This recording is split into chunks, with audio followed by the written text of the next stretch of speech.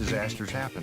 We take care of them all. Call Panhandle Cleaning and Restoration, and we're gonna save you.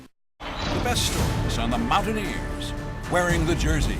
Presented by Panhandle Cleaning and Restoration. Give me your top two guys with the highest basketball IQ.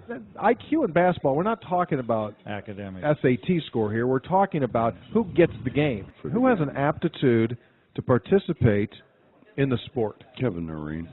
Kevin Noreen has a good understanding of how the game is supposed to be played. One. Care for two? Kevin Noreen.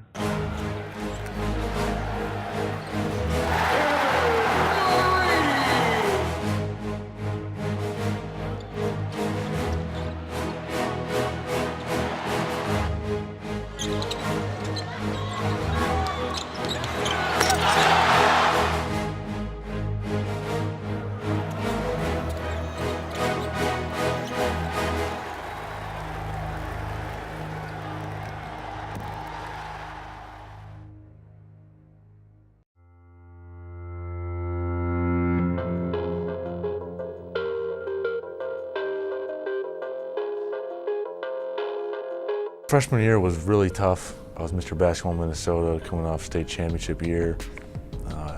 Scored 4,000 points in a long high school career. I didn't come in overconfident, cocky, knowing that I was just going to come in and impose my will against guys. It's college, Division I basketball. It's tough, but you learn that you really don't know much about the game. I was broken down the first few weeks of practice, and I just learned that I needed to listen to everything I was told and absorb it and do my best to translate it out into practice and then in the games when they came. But it's really just an adjustment. I was committed, signed and sealed, ready to go to Boston College, committed to Al Skinner and his program, looking forward to going out there, and then lo and behold, he gets fired. And it was a real setback for me. I had my heart set on Boston, and took a few visits, and I took my last visit here to West Virginia actually at the end of June 2010, and Coach Harrison and Coach Huggins really just laid it out and sold me on the program, and I didn't go home. I stayed and enrolled at summer school the next day.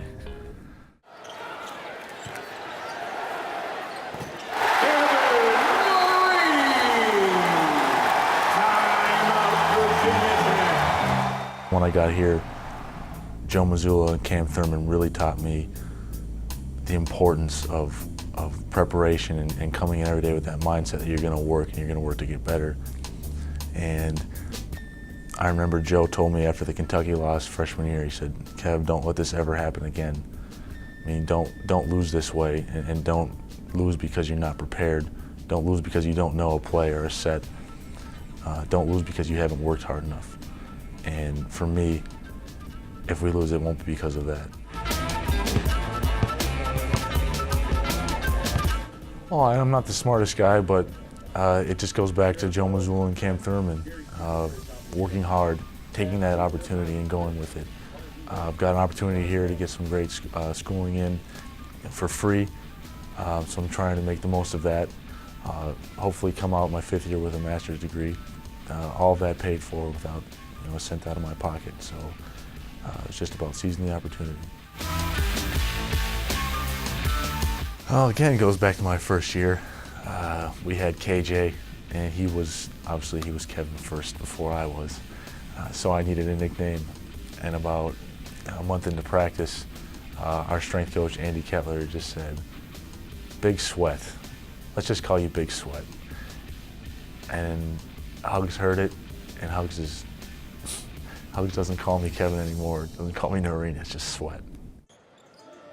I don't take anything for granted.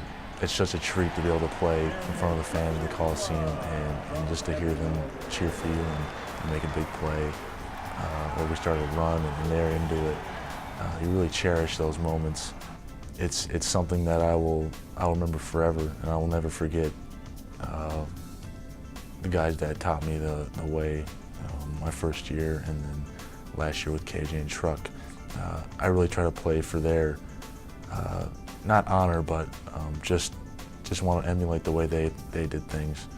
And going forward, I hope guys can say, you know what, Big Sweat wasn't the most athletic guy, but he studied the tape.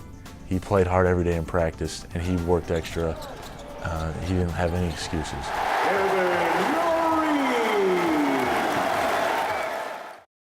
The best stories on the Mountaineers, wearing the jersey.